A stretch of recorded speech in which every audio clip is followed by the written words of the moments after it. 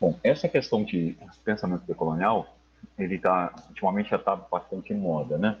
E eu tenho salientado alguns pontos, assim, para deixar bem fixado o que eu entendo, né? Porque a gente parte do pressuposto, muitas vezes, que bastou dizer o significado, eu tenho já feito essa brincadeira várias vezes, né? As pessoas acham que falam direito achado na rua, neoliberalismo, sociologia das ausências, sociologia das emergências, epistemologia do sul, colonialidade do poder, qualquer uma dessas palavras assim, e está resolvido, como se fosse um slogan, como se não tivesse que identificar, não tivesse, como se você já tivesse estabelecido os pontos iniciais do parâmetro para discutir. E muitas vezes, com o mesmo nome, você está escondendo diversas questões completamente diferentes, entendimentos diferentes. Né? Eu tenho sempre citado o Diego Lopes de Medina, que é um autor colombiano, que ele escreveu um livro chamado Teoria Impura do Direito. Ele diz que o Kelsen, recepcionado na Argentina, é diferente do Kelsen recepcionado no Peru, diferente do da Colômbia, diferente do Brasil, e a gente pode ver essa discussão com princípios e regras, uma série de outras questões jurídicas que acontecem. Ou seja, ah, os países e os pensadores dos países recepcionam, às vezes, pedaços da teoria, né, o que é, às vezes, mais palatável dentro da ambiência da intelectualidade e por aí vai. Essa discussão do pensamento decolonial, ela surge basicamente perto dos anos 90, né, por ocasião dos 500 anos da descoberta, encobrimento ou chegada ou invasão da América, né, e está tensionando também simultaneamente um movimento que começa que parcialmente está nos Estados Unidos e também na Índia e dos países de colonização britânica, fundamentalmente e francesa, de discutir o fim dos processos coloniais. Né? A gente tem que parar para pensar que nos anos 90 faz não mais do que 15 anos que os processos de descolonização da África estão findados ou parcialmente findados. Né? A boa parte das independências da África são entre 1960 e 62, né? A Argélia é um grande patamar da discussão, até 75, que envolve inúmeras questões, não só na África, mas também aqui na América do Sul, né? E a gente pode lembrar que em 1975 também a independência do Suriname, que era colônia holandesa. Mas tem toda uma discussão, fundamentalmente nos países de língua inglesa e francesa, sobre o fim do processo colonial, o fim dos impérios coloniais. E essa discussão chega aqui no Brasil, pelos grupos dos subalternos da Índia, nos anos 90. E se faz toda uma discussão de saber o que seria o nosso pós-colonial, né, o que seria o nosso processo pós-colonial, processo depois da colonização, e no início se faz muita adaptação e reconhecer toda a discussão que o Baba e outros autores fizeram na Ogurra e o grupo de subalternos, a Spivak, né, que pergunta se o subalterno pode falar, né, partindo do pressuposto talvez que o subalterno não falasse, ou que o colonizador não escutasse, ou que a fala do subalterno não seria entendida como fala, uma série de problemas que tem nessa discussão. Uh, e, e esses autores começam a ser recepcionados aqui no Brasil, e começa a ter uma inquietude para saber se efetivamente essas discussões são cabíveis, né? Porque o processo de descolonização, e começa toda uma discussão na África, fundamentalmente, da descolonização do conhecimento, da necessidade de voltar às origens africanas antes do processo colonial e uma série de questões que permeiam aqui no Brasil. E começa a questão de incômodo em boa parte da América Latina, no Brasil inclusive, Brasil em relação à questão de recepção e esse desconforto, né? É possível associar um processo de descolonização que é recente. O que significa descolonizar num país que se tornou independente, num território que se tornou independente da metrópole em 1975 e um que se tornou independente em 1822, num período inicial do liberalismo ou das independências da América, que boa parte começaram em 1804 o Haiti, 1820 boa parte Colômbia e companhia, que vão fazer os bicentenários logo em seguida. E o ano de 1992 acaba sendo um encontro dessas discussões todas, porque vocês devem lembrar que tem a Eco 92 aqui no Brasil, tem a discussão dos tupinambás na chegada do Porto de Cabral, uma série de outras coisas, e se faz toda uma celebração, porque os países hispânicos têm uma discussão que eles chamam de, o 12 de outubro, eles chamaram durante um bom tempo o dia da hispanidade, ou o dia da raça, né? e isso é muito interessante que seja o Dia da Raça, para salientar essa questão da hispanidade de todas as colônias hispânicas. E daí, em 1992, o Dussel lança o livro da descoberta do outro, da invenção do outro, e começa toda uma discussão do processo dos 500 anos, né? Que era para ser uma celebração, começa a ser uma discussão sobre quais são os fundamentos dessa chegada da América, se isso foi uma conquista. Tem o Todorov discutindo também na Europa sobre isso. E já nos fins dos anos 80, tem um grupo que está se reunindo com relação a essas discussões todas, fundamentalmente latino-americanos, mas também caribenhos, né? A gente às vezes faz essa discussão entre caribenhos e latino-americanos, e às vezes, muitas vezes, maior parte das vezes, a gente acaba não incluindo o Caribe nessas discussões do Sul, né? Em 1992, o Quijano lança 2 artigos. Um deles sobre a americanidade como conceito e um outro sobre colonialidade, um livro do Hector Bonilla. E nos 2 artigos, ele parte do pressuposto que, diferente de outros autores, ele diz, não é a Europa que inventa a América ou que descobre a América.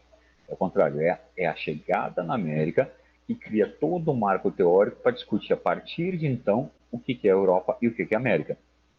Ou seja, ele inverte o pressuposto da discussão, porque ele não apaga a discussão do eurocentrismo, ele mantém, obviamente, a discussão do eurocentrismo, mas ele diz, olha, pensar que a Europa descobriu a América e, consequentemente, dominou todos os conhecimentos, significa esquecer que toda essa discussão que surge em 1492, ela só é possível por conta da chegada da América.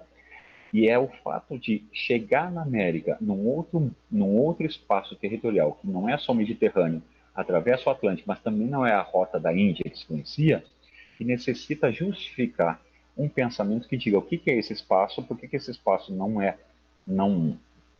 por que esse espaço confronta a Europa em termos de conhecimento e que ele tem que ser interiorizado. Basicamente isso. E, consequentemente, o Quijano diz que é esse momento que cria a americanidade como conceito. Dentro de uma lógica de que a Europa, não é a Europa que inventa a América, mas é a chegada na América que cria todo o léxico a partir do qual você vai interpretar tudo que aconteceu adiante. Numa discussão de modernidade, numa discussão de novo, numa discussão de futuro, numa discussão de progresso, e num processo que vai simultaneamente classificando essas situações. Vai criando as categorias de índio, a categoria de negro, e vai estabelecendo, inclusive, que existe uma América, que antes não é nominada, e existe uma Europa, que também antes não é dominada, uma Espanha que não existe e um Portugal que não existe. Ou seja, é a chegada, diz o Quijano, é a chegada da América, a invasão e o processo de colonização que inaugura a discussão para saber todo o referencial teórico que vai se criar, com base no futuro, com base na modernidade, com base no progresso, e num referencial que parte do pressuposto que a Europa é o centro do universo e o centro do conhecimento, porque classifica também os conhecimentos dos outros hierarquicamente. Esse é o primeiro ponto. O segundo ponto é, nesse mesmo artigo, o Quijano sustenta, ele escreve com o Wallerstein. O Wallerstein é um autor conhecido pelas discussões sobre o sistema mundo moderno. Ele vai discutindo a ascensão do capitalismo e a sucessão das potências, né? Espanha, Portugal e Espanha, depois França, depois na Revolução Francesa uma disputa de hegemonia, diz ele, entre Espanha, França e Holanda, e depois de 1898 e 1945 a disputa de hegemonia da Inglaterra depois para os Estados Unidos. Ou seja, o Quijano escreve com Wallerstein para dizer, não, esse sistema mundo ele não é só moderno, ele é colonial moderno. Ele se funda numa discussão colonial e num processo que tem por base a questão do colonialismo. Mas diz ele, o fato dos territórios se tornarem independentes não faz com que faz simplesmente acabar a relação colonial política. Aí ela não faz acabar essa matriz de poder que ele chama de colonialidade do poder, essa matriz de poder que se mantém mesmo com o processo de independência, estabelecendo uma classificação de superiores e inferiores, uma classificação social que, em bases gerais, é assentada na discussão da raça. Ou seja, na discussão de que você tem um processo de classificação entre o que é europeu, o que são as religiões, quais são as religiões também são classificadas, a religião cristã classificada de uma forma, a religião islâmica como guerreira, a religião budista como pacifista, e a questão dos processos de classificação, de redução de toda a ambiência do território aqui existente, e as diversas nações dos povos originários aqui, classificadas com um nome típico, índios.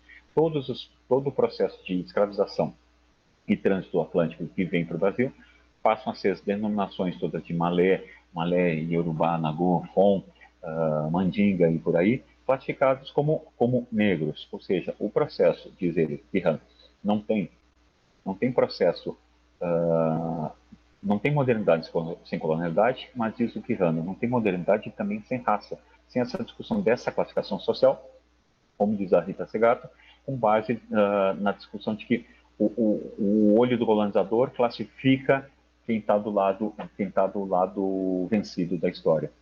Ou seja, vocês observam que tem uma discussão similar com a discussão do Dussel, mas tem uma discussão fortemente calcada na questão de uma matriz de poder, de uma matriz de saber e de uma matriz do ser. Né? Por isso que normalmente as pessoas discutem colonialidade do poder, do saber e do ser. Mas observem, a matriz de colonialidade do saber, que parte da discussão do eurocentrismo, significa que também esses conhecimentos são classificados e o conhecimento europeu é tido como superior em relação aos outros conhecimentos que são subalternizados. Na realidade, o Quijano não fala explicitamente, mas os autores como Grossfogel e eventualmente Nelson Maldonado Júnior salientam que na realidade eu tenho aqui também um processo de racismo epistêmico, porque eu classifico, eu subalternizo e simultaneamente eu racializo os conhecimentos, né? E eles dão sempre os exemplos eles dão os exemplos do Kant na classificação do belo dos conhecimentos, né? Que somente a raça branca tem a possibilidade de conhecimento, os negros são somente para serem batidos, os amarelos são para contemplação, e os vermelhos são da terra, e por aí vai, isso está no Kant, né, no belo sublime do Kant, e daí, consequentemente, a classificação dos conhecimentos e também desses seres, e daí tem uma pegada muito próxima da discussão do Fanon, né, da zona do ser e do não ser, quem é que é classificado ontologicamente, quem é que é reconhecido como humano, ou reconhecido como pertencente a essa questão de dignidade.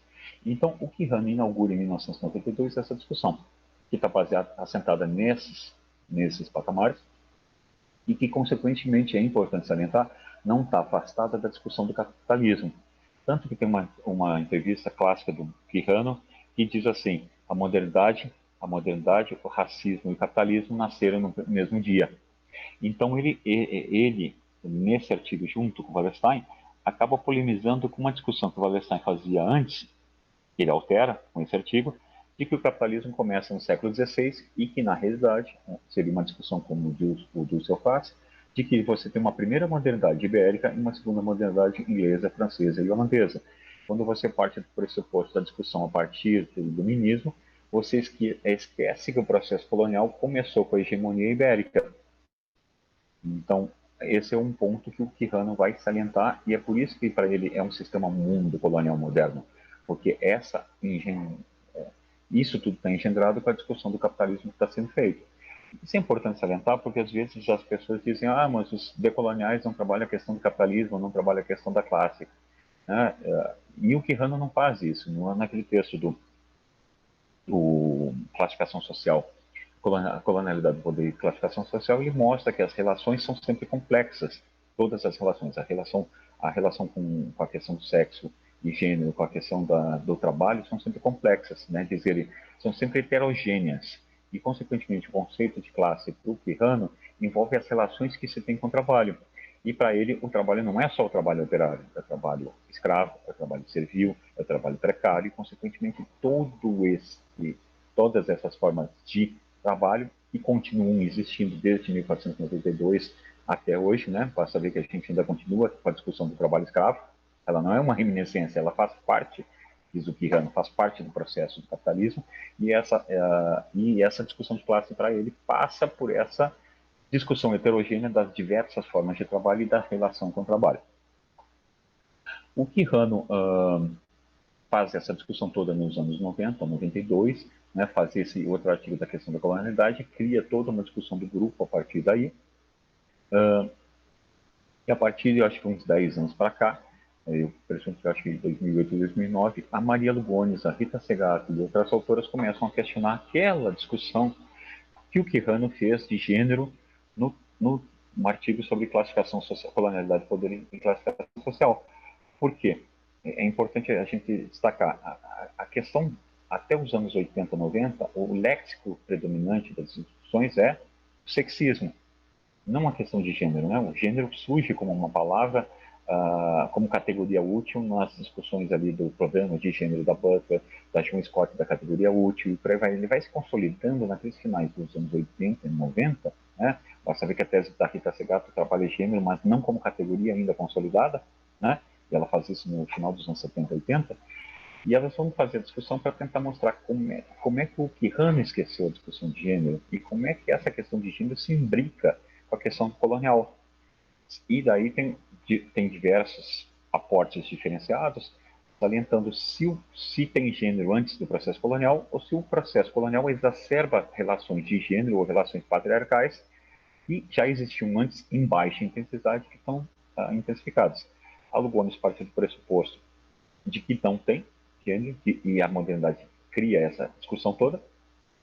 A Rita Segato entende que, na realidade, ocorre um entronque, uma consolidação de patriarcados, um patriarcado de baixa intensidade que já existia nos povos indígenas, e se encontra com um patriarcado de alta intensidade e muda as relações de sexo e gênero com essa chegada do que ela chama de frente estatal, midiática, colonial, empresarial e por aí vai, né? Ou seja, esse processo acaba exacerbando. E ela diz, isso estabelece, diz a Rita Segato, estabelece dinâmicas próprias, porque o colonizador não dialoga nunca com as mulheres, dialoga sempre com o que ele supõe que sejam lideranças masculinas, elas nunca são lideranças femininas. Isso estabelece uma dinâmica nas comunidades de relação de gênero completamente diferente, porque as lideranças acabam não sendo ouvidas e quem dialoga com o colonizador é sempre o outro masculino.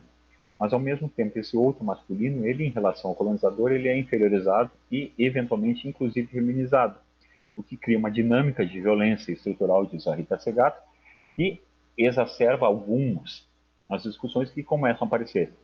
Não somente estupro, não somente uma série de outras coisas, como apareceu recentemente na discussão da Rita Segato da perícia que ela fez para a Guatemala no período da ditadura, né, que passava por uma discussão de saber se essas questões das violações massivas das mulheres era uma prática já indígena Mish, ou se ela aparece com o processo da ditadura como influência colonial.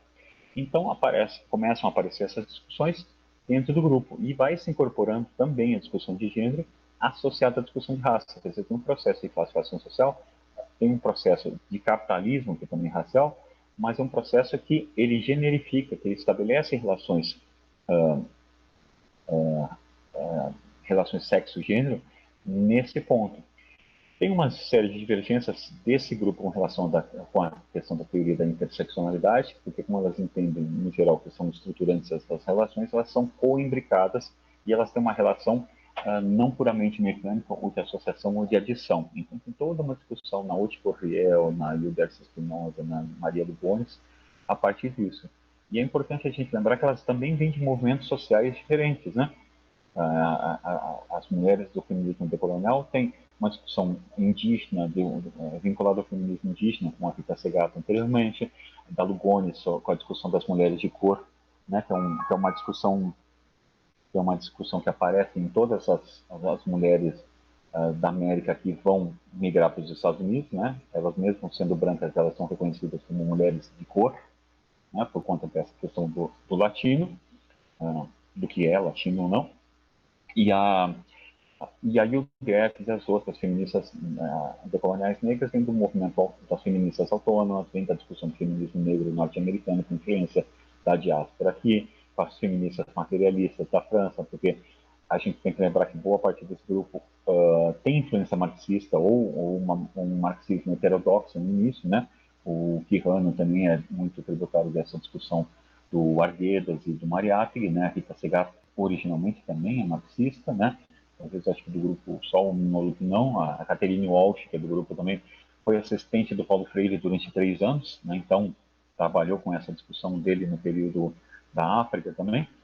E então tem toda essa ambiência das mulheres feministas que colocam uma discussão em relação à questão de gênero. E ela passa a ser incorporada, ainda de forma, digamos, leve, tênue, né? Porque você, num processo de 10 anos, você não consolida uma teoria, né?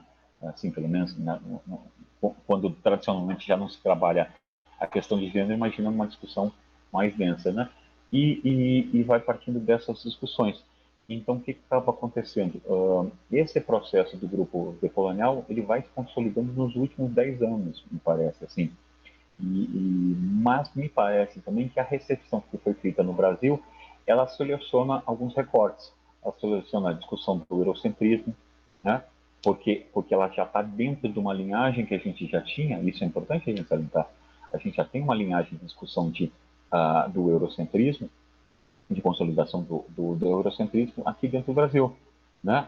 Ainda que a gente tenha a discussão lá do iberismo e de outras situações, mas a gente tem toda uma discussão do Guerreiro Ramos sobre a sociologia enlatada, da Beatriz Nascimento, da Lélia Gonzalez e de vários autores negros, etc. Então, destacando algumas ambiências negras, né? Porque a matriz ocidental ainda, a brasileira branca, é muito ocidentalizada.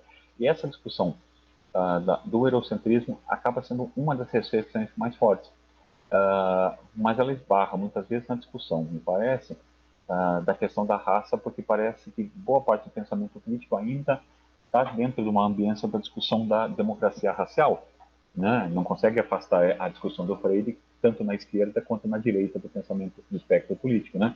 Vai fazer toda a discussão do Florestan Fernandes, uma série de outras coisas que recentemente alguns autores têm comparado que eles estão dentro da mesma vertente freiriana, só que uma vertente freiriana, dizem eles, de direita e uma vertente freiriana de esquerda.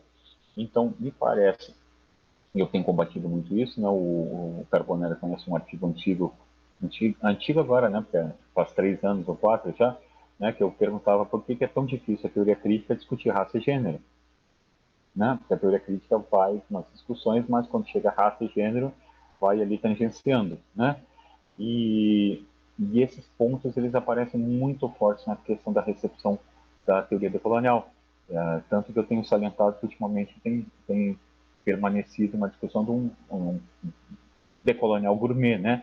Ele vai aqui, vai pega tal coisa, mas da parte forte de discutir a relação com o capitalismo, a relação de raça e gênero, que é mais forte, de dizer que o processo está vinculado numa questão de racismo, seja racismo epistêmico, seja racismo político, e que esses processos de colonização eles permanecem, e que a gente pensar descolonizar nessa situação significa que a gente não pode voltar para o processo antes de 1492, porque esse processo de colonização ele foi permanente e esse processo da matriz colonial continua permeando as relações, né? Então tem uma discussão diferente do pessoal pós-colonial de matriz inglesa e francesa, né? Dentro da lógica do pensamento decolonial, porque há sérias dúvidas no grupo se é possível descolonizar nesse sentido de apagar o processo colonial, porque se a matriz é permanente, o processo ele vai se renovando, ele vai se revigorando, ele vai estabelecendo outras situações e a atuação acaba sendo nas brechas, nas frichas, como diria a Beatriz Nascimento, e consequentemente se torna muito mais complexo de atuar. Então, na questão da discussão do pensamento decolonial, às vezes muitas pessoas às vezes usam descolonização, outras não usam descolonização justamente por essa situação, porque tem uma dúvida se esse processo a gente diz que ele é permanente e ele se consolida como uma matriz de poder mesmo com o fim do processo colonial, romper com isso tem que ser um delink, como diz o Mignolo, ou tem um processo de ruptura mais drástica com todo o processo com esse processo todo que é complexamente heterogêneo, né? Então eu tenho destacado essas vertentes assim, e hoje aqui no Brasil a gente também tem uma séria discussão com vários ativistas negros, na Tula Pires, dentro da mesma linha da Liberty Espinosa e também da Utipurgel, de resgatar as discussões afrodiaspóricas para essa questão do pensamento decolonial. porque alguns pensadores, por exemplo, Nelson Maldonado Torres, recentemente, por conta da morte do Quijano há 2 anos, salientou que essas discussões apagam, primeiro, elas fazem 2 processos de invisibilização. Partem do pressuposto que o colonialismo acabou, e às vezes alguns autores falam isso, inclusive o Boaventura de Souza Santos muitas vezes insiste. O colonialismo acabou com o sistema político, mas o que se mantém é a colonialidade do poder, essa matriz colonial. Quando de fato nem o processo colonial acabou, nenhum dos impérios grandes acabou. Nem o Império Português, nem o Império Espanhol, nem o Império Francês. Nós temos hoje, a França inclusive utiliza o eufemismo de Danton, né? Domínios de ultramar, território de ultramar, Danton.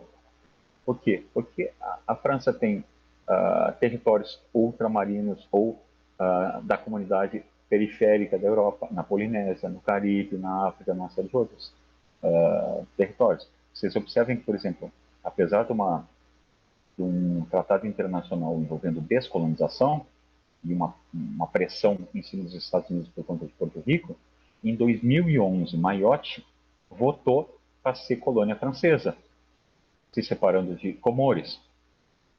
Observa, fazendo parte da comunidade europeia, porque faz parte da França, sendo majoritariamente islâmica e situada na África. E projeto europeu esse da comunidade, que a questão islâmica e africana está aí. E eu tenho e Porto Rico depois de 1960. E se vocês pararem para olhar, nós temos aproximadamente 58 a 60 colônias ainda, ou processos extraterritoriais, né? Incluindo a Groenlândia, né? Vou dizer um caso bem típico. Incluindo a Guiana Francesa aqui, Suriname até 75. Desses 60, 34 são europeias. E dessas 34, 17 ou 18 são caribenhas. Ou seja, o Caribe é um espaço colonial ainda. A maior parte do território caribenho é colônia e outro resto é países independentes. Onde é que o Colombo chega? Colombo chega na Ilha Espanhola. A Ilha Espanhola é a ilha dividida de um lado a República Dominicana, do outro lado o Haiti.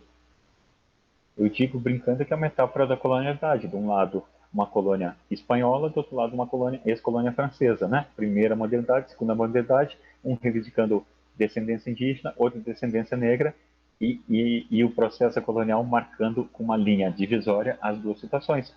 Talvez vocês não saibam, os habitantes do Haiti não conseguem nem pela Corte Constitucional o reconhecimento da cidadania na República Dominicana, mesmo estando 100 anos no país. E eles são considerados negros, ao contrário dos dominicanos, que são considerados descendentes de taínos. Ou seja, tem um processo, tem uma linha abissal, uma linha do não ser, estabelecendo a questão da racialidade no próprio Caribe, onde continuam sendo boa parte das colônias. Esse é o primeiro ponto que o Nelson Maldonado sustenta, né? Da questão da manutenção do colonialismo. O segundo é o próprio apagamento do Caribe nessa discussão e dessas colônias que são, né? Porque o Caribe não tem como identificar como sendo aquela divisão de América Latina e América Anglo-Saxônica, ela vale por conta da discussão que foi feita com a independência de Filipinas, Cuba e Porto Rico em 1898. É aí que cria essa discussão, né? E os Estados Unidos ficam com Guam, mas isso faz com que a gente classifique os filipinos como latinos, não estando na América Latina, e todos os outros países abaixo do Rio Negro como latinos. E o Caribe, como é que fica? Se ele está abaixo do rio, né? Como é que ele fica? Se ele é francês, se ele é inglês, se ele é inclusive americano, porque tem muitas vítimas americanas também, em Guam, e por aí vai. Então, esse processo do grupo da colônia da modernidade, ele também tensiona essas questões todas do processo colonial, né? Aí, dentro do grupo tem inúmeras vertentes, né? O Walter Mignolo vai muito mais pela história das ideias e pela discussão desse processo de ocidentalização, desocidentalização ou contra-colonização, contra-ocidentalização, ele tem uma discussão nesse sentido. A Rita Segato vai muito mais na discussão de gênero, né? Procurando ver como é que essas questões impactam comunidades indígenas. A Lugones foi muito mais na questão de incluir essa discussão de gênero na teoria geral do Quijano, né? Não deixar ela apartada, né? Porque o que a gente acaba fazendo às vezes é reconhecer a importância da raça e do gênero, desde que elas não entrem na teoria, né? A gente diz que elas são importantes, mas elas são, né? Basta ver basta ver, eu acho que tem uns termos simbólicos, né? Mesmo a Comissão Nacional da Verdade faz um relatório específico sobre gênero, faz um relatório específico sobre indígenas, não incorpora a discussão de gênero no relatório principal e não fez nenhum relatório sobre questão de negritude, né? Sobre negros, sendo que a Lei de Segurança Nacional estabelecia como crime questionar o mito da democracia racial, né? Ou estabelecer discussões raciais. Então, para ver. Então, a Rita Segato tem ido numa lógica também de discutir as religiões, né? A tese de doutorado da Rita é sobre o Xangô de Recife, aqui, apesar dela ser argentina, tem feito uma discussão muito da questão da violência, né? da violência, da questão do que ela chama de mandato de masculinidade, né? Da necessidade de performar essa masculinidade perante o grupo, né? Porque ela trabalhou muito, boa parte do tempo, com perícias de feminicídio, né? Gildarro Ares, no caso da Corte Interamericana, no caso da Guatemala, por aí vai. A Útica Real e a Hilderx Espinosa têm ido, que são autoras dominicanas, têm ido numa discussão de feminismo decolonial antirracista, né? E verificando como é que essa questão da lesbiandade altera essas relações. E tem aparecido nos últimos tempos discussões também de outras pensadoras lésbicas associando essa questão LGBT e essa colonialidade dos movimentos sociais. Como é que os movimentos sociais, mesmo na pauta da diversidade, são hegemonizados por uma discussão branca masculina, invisibilizando as lésbicas, invisibilizando as travestis, invisibilizando as trans e outras pautas da diversidade sexual. Por que eu estou falando isso? Porque às vezes as pessoas fazem um processo esdrúxulo, né? Elas substituem o Marx, o Weber e o Durkheim pelo Dussel, o Mignolo e o Quijano, né? Substituem 3 homens por 3 homens e você continua sem discutir raça e gênero e sem você colocar esse processo da racialização, que é fundante da teoria decolonial, nesse processo. E só deixa eu tomar um pouquinho de café que eu fiquei uns 30 minutos direto. Então, é interessante salientar isso, porque as pessoas, às vezes, apagam essa diversidade do próprio grupo, né? Porque o próprio grupo, o que é importante salientar, eu acho que a Catherine Walsh, que é pedagoga e tem trabalhado em pedagogias decoloniais, inclusive pedagogias dos movimentos sociais, como é que os movimentos sociais, naquela mesma lógica que depois a ex-ministra Nilma vai dizer, movimento negro educador, né? Mas a Catherine Walsh já está há muitos anos trabalhando com a história de que os movimentos sociais são educadores, eles estabelecem pedagogias e práticas e metodologias decoloniais, e eles tensionam com essa discussão da racialização de gênero nas suas práticas, nas suas atitudes, nos seus pensamentos, né? A Caterine tem ido por essa discussão, o Nelson Maldonado tem associado a essa discussão da colonialidade com Fanon, né? Com Fanon e com a discussão da religião, né? Que ele está preocupado como é que essa questão da religião vai sendo um aporte colonial, e isso é importante a gente destacar, porque num processo que em todo, tanto na Europa quanto do lado de cá, tem um processo de revival de influência cada vez mais de fundamentalismo religioso, né?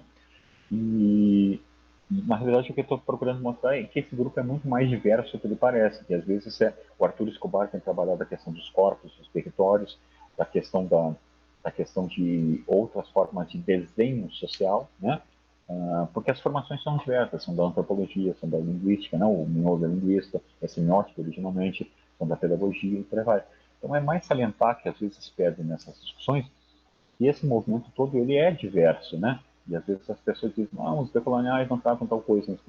Igual como já aconteceu uma vez, numa fala lá na UNB, alguém disse, não, mas o Joaquim Herrera nunca trabalhou de feminismo. E daí a gente disse, opa, só um pouquinho, tem o livro lá de habitações próprias, em que ele polemiza com as feministas materialistas francesas. Ou seja, ele faz essa discussão, né? Às vezes as pessoas não conhecem. Então, às vezes, tem um processo de recepção das teorias que apaga essa discussão, que é fundante da colonialidade, que é a questão da raça, apaga essa discussão da heterogeneidade dos grupos e mais, que o Quijano nunca quis fundar uma escola e admitiu as críticas que foram feitas. Porque toda a discussão de colonialidade de gênero foi uma crítica muito forte de todas as mulheres em relação ao próprio Quijano, que acabou incorporando ainda no final da vida, que faleceu há 2 ou 3 anos, essas discussões, foi incluindo na sua teoria a própria discussão de gênero. Ou seja, isso não impediu que o grupo questionasse a teoria inicial, né, e que fosse acrescentando novos problemas, né. A Catherine Walsh hoje em dia tem salientado que tem que pensar como é que pensaria a questão da colonialidade com essa associação bélica, militar e religiosa que tem acontecido em vários países da América Latina. A Colômbia é um exemplo, os Estados Unidos sempre foi um exemplo, aqui no Brasil, com essa ascensão do Bolsonaro, também é outro exemplo. Como é que você tem um processo da questão de apagamento da discussão de gênero por conta dessa pauta de ideologia de gênero? Então, tem problemas que começam a aparecer e que estão na agenda para repensar questões da colonialidade. A Rita Segato, por exemplo, nos últimos anos, tem insistido que uns últimos relatórios da Oxfam, né, que dizem que mais ou menos 8% da população, mais ou menos 8% detém 90% dos meios de produção ou da riqueza, ela diz que talvez a palavra colonialidade seja pequena para representar essa concentração de renda. E ela tem dito, em inglês ela diz lordship, né? Mas em espanhol ela tem chamado de duenhedade, né? De dono, né?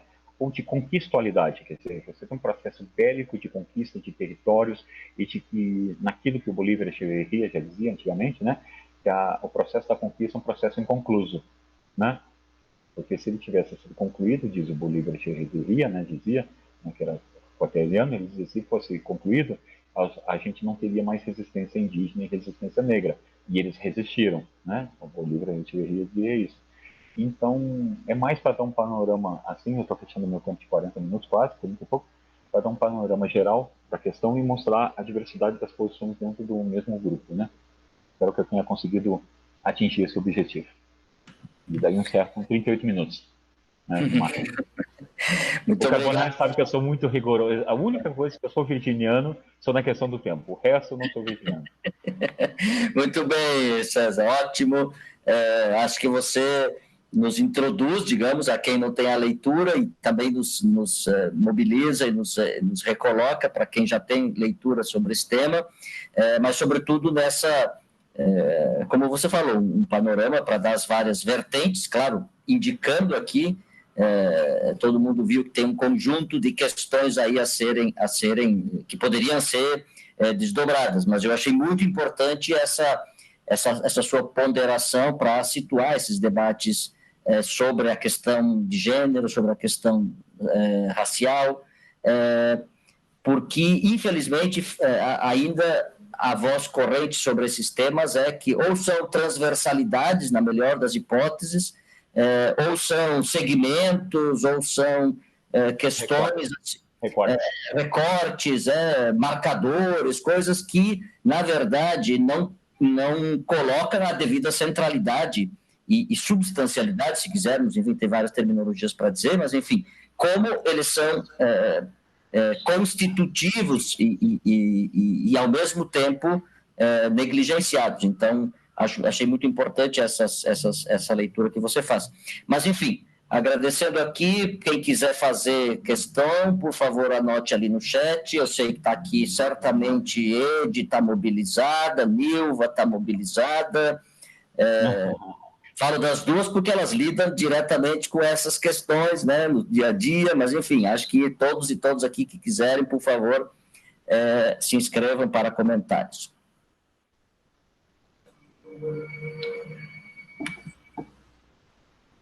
Ed, tu está falando sem microfone, Ed. Sem microfone. É só um suspiro mesmo, porque a situação está tão complicada, não era nenhuma confusão, assim, já foi ruminando tudo isso que você foi trazendo, assim, e me perguntando como é que isso chega que nós, mulheres negras, periferia, como é que a gente sente isso na pele, no dia a dia, no diálogo, inclusive nos movimentos sociais e nos moradores das ocupações.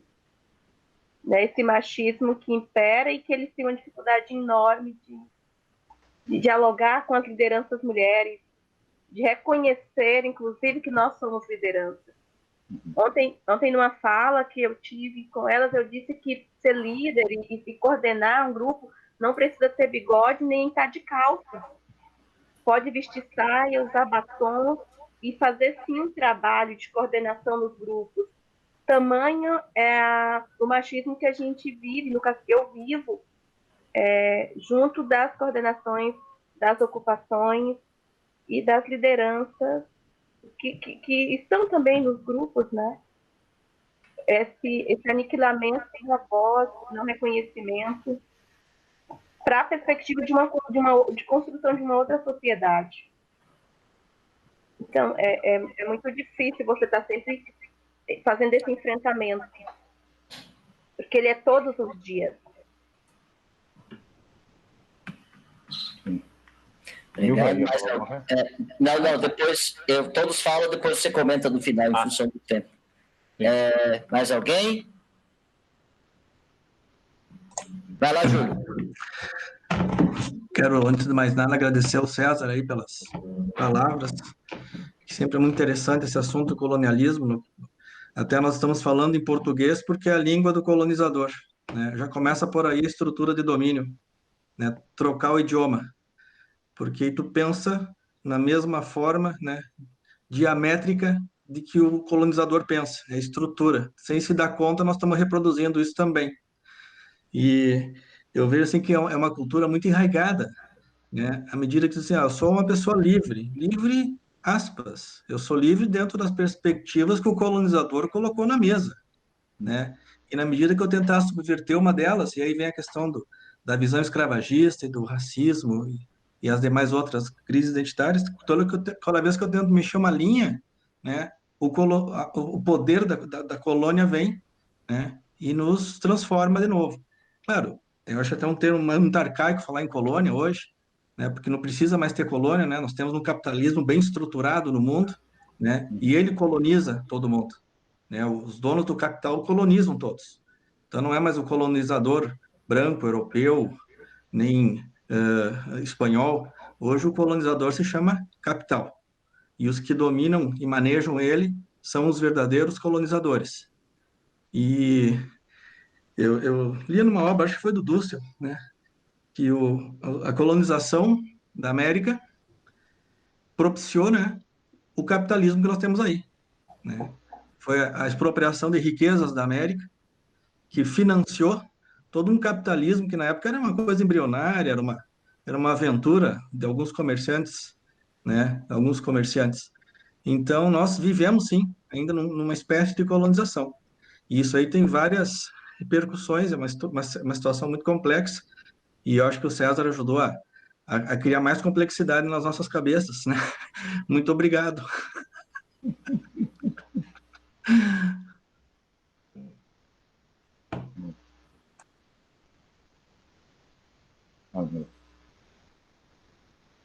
De repente, só um comentário também. Eu gostei muito das falas do César. Acho que elas vêm assim, tanto abrir alguns horizontes, como tensionar diferentes práticas que a gente assim se defronta e mesmo visões, né? Constantemente a gente percebe isso nas falas, né?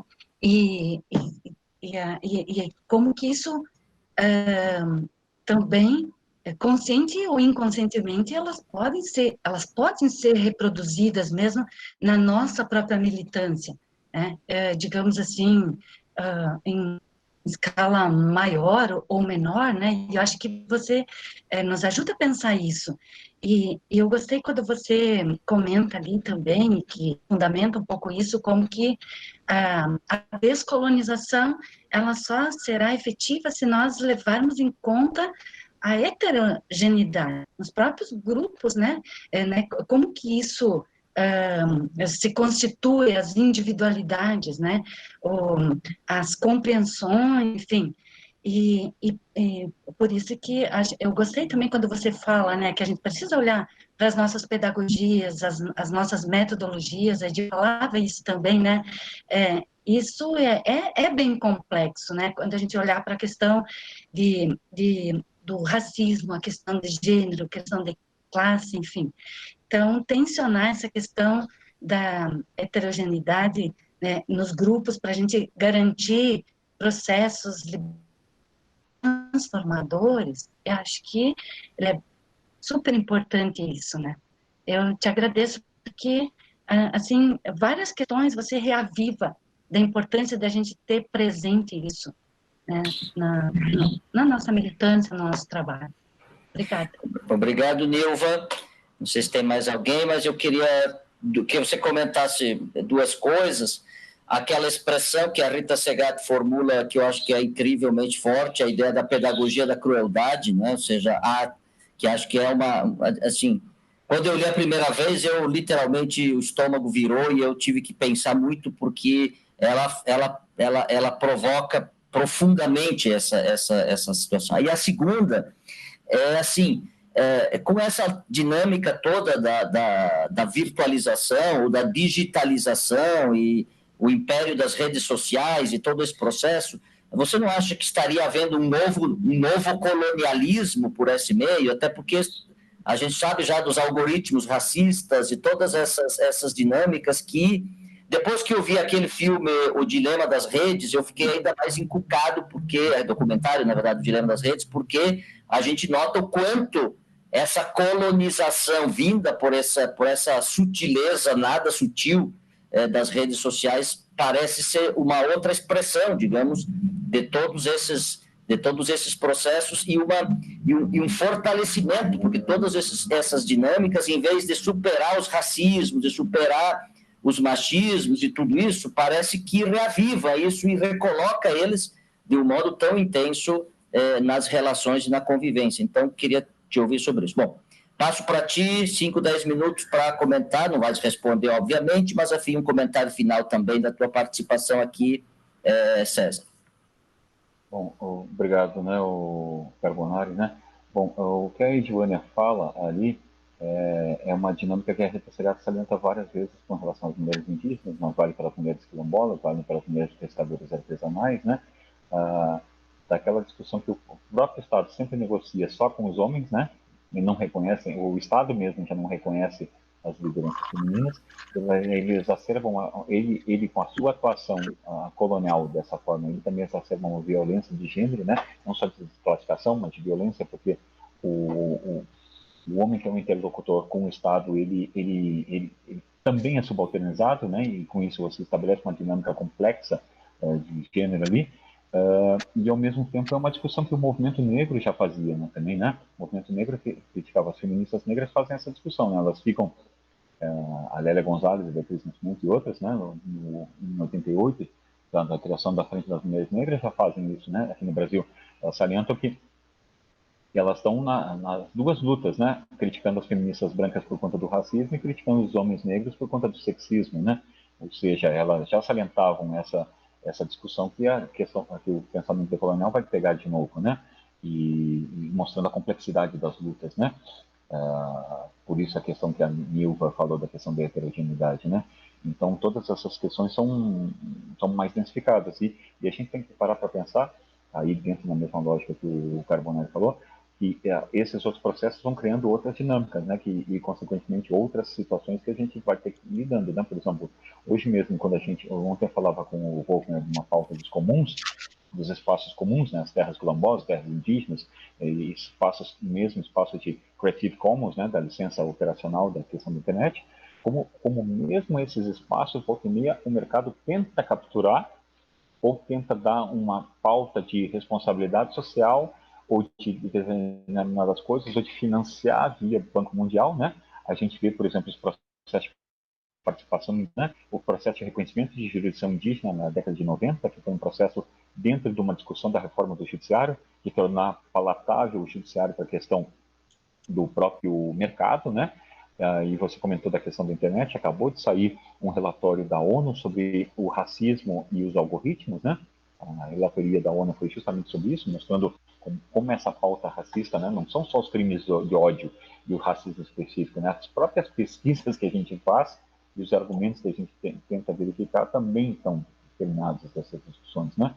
E daí, por último, a questão da pedagogia da crueldade é a última, são as últimas contribuições da Rita, né?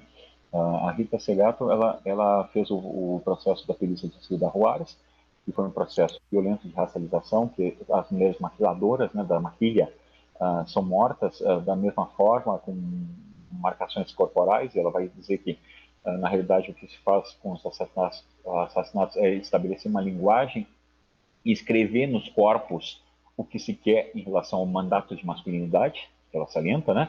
E eu observo essa ponto, talvez o Carbonari não saiba, a Rita pesquisando, o ano passado, quando ela fez uma fala em Barcelona, ela quis traduzir o artigo dela para o inglês. E o tradutor disse, não existe mandato de masculinidade. Não tem nem masculinity mandate e nem mandate of masculinity. E a Rita não se dá por satisfeita, procura na internet e, pum, acha um livro sobre ideologia de gênero falando de mandato de masculinidade. Em espanhol e inglês, discutindo a questão. Então, essa discussão que a Rita vai fazendo com a perícia da Guatemala, ela vai salientar que, na realidade, tem um processo, e daí tem um artigo bem interessante do Capitalismo na borda ali, ela vai mostrando que os processos vão se tornando cada vez mais violentos. E ela diz bem assim, laranja mecânica chocava 20 anos atrás, hoje não choca. Né? É aquela discussão que a Hayek Valência fala do capitalismo gore. Tem que ter sangue, tem que ter jato, tem que ter violência, tem que ter uma série de outras coisas. E daí a Rita começa a salientar dessa questão da pedagogia, que você insufla essa discussão da violência, em que você, na realidade, tem que criar outras contra-pedagogias para retirar essa discussão desse mandato de masculinidade, dessa questão da violência de gênero, dessa discussão que está permeando tudo isso aí. São os últimos trabalhos que a Rita tem feito, né? Então, é um trabalho... assim, e esses textos estão publicados no livro, mas se acham em 3 aulas no YouTube. Ela fez como aulas livres, salientando isso. Ela discutiu esse conceito uma aula livre, em 3 aulas livres na Faculdade de Rosário. E se encontra no YouTube. E depois transformou a palestra em texto, né? Então, não sei se eu consegui responder, mas consegui tocar nos pontos principais ali, para ficar dentro do tempo. Muito bem, César, obrigado. Depois tu me manda o link aí das falas da Rita para eu espalhar para o pessoal para poderem assistir. Sim.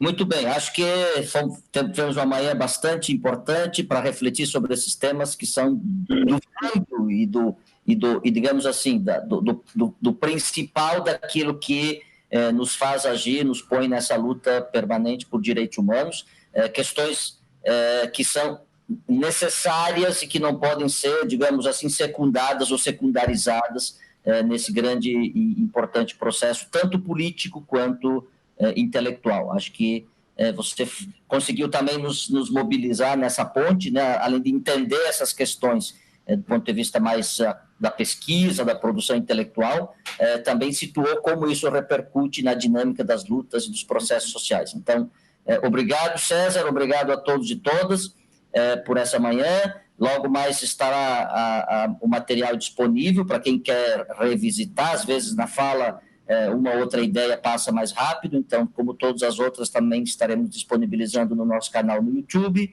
E no sábado que vem nos encontramos para a conversa sobre a razão idolátrica, que certamente vai continuar esse papo com outros componentes, como o professor Ricardo Tim, da PUC, aqui do Rio Grande do Sul. César, bom dia, um abraço, tudo de bom para você. Um abração. Obrigado, um abração. Até mais.